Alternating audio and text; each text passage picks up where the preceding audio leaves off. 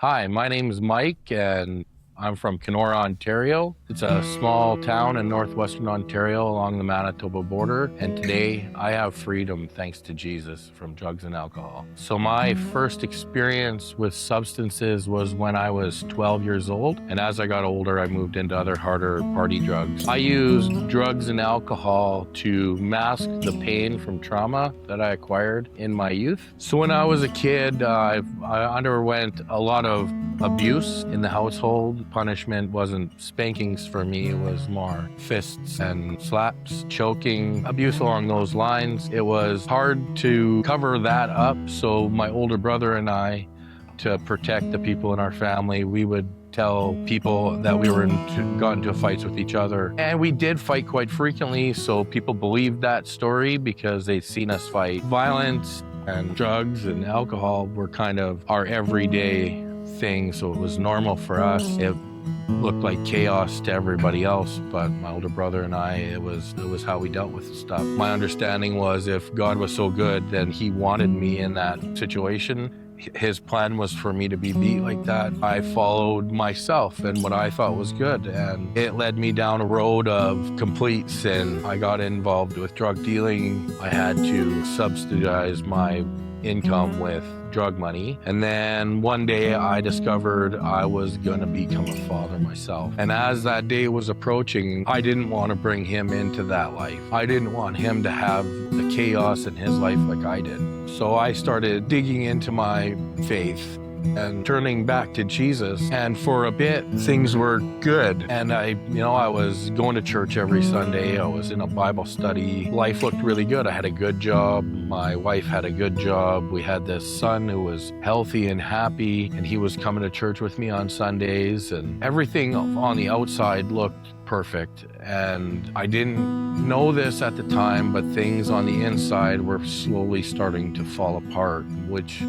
eventually I discovered my wife was cheating on me, and that kind of destroyed the marriage. And we were sharing custody of our son for a little bit, and then one day I stopped getting him, and she got a no contact order against me, so I couldn't get a hold of her. I couldn't contact him. I didn't see my son for too long, and that's when I relapsed and I fell back into my old habits and my old patterns. And this time it was far worse, and I cared far less than I did before. It didn't take very long for me to end up in jail. And in jail, I was in solitary. I was confined to a 6x9 room. It was all concrete and a steel door, and I was by myself, and all that I had in that room was a comic book Bible. And I started to read it, and as I went through the detox in that solitary cell, I read that comic book Bible, and that's when I realized that I didn't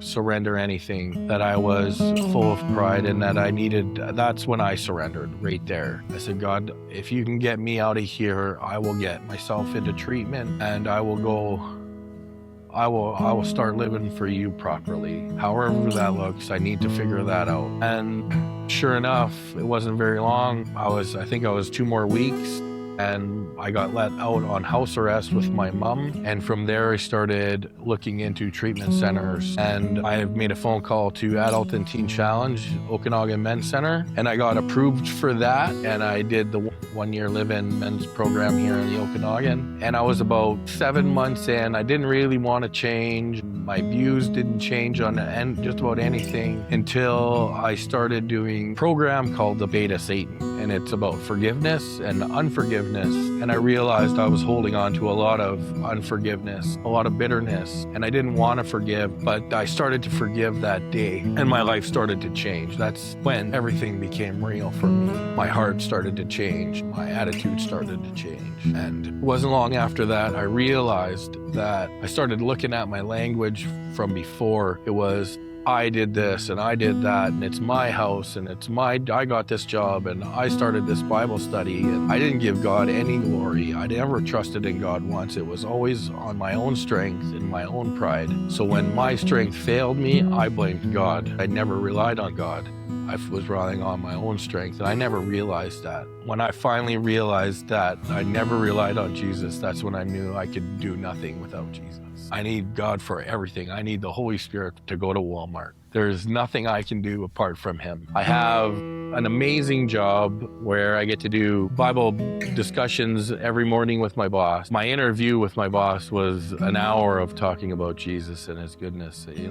I have this awesome church community that loves me and supports me, and I can be open and honest with.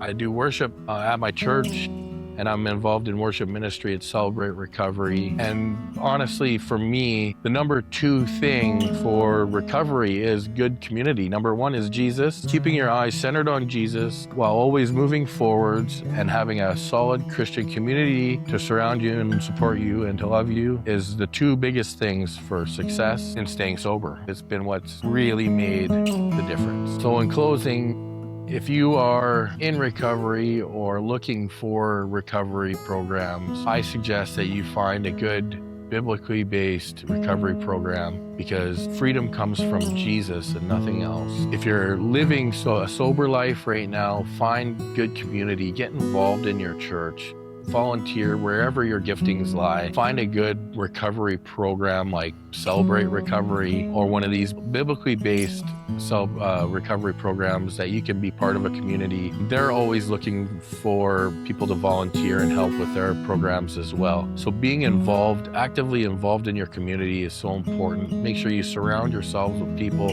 that are going to help you grow and help you be better. Romans 3:23 says, "For all have sinned and fallen short of the glory of God." And to me, that means that nobody deserves God's grace, and it doesn't matter how far you've gone. God's only one step away. You just turn and face Him, and He's right there to meet you wherever you're at. You're never too far gone for the free gift of grace that Jesus gave His life for on the cross.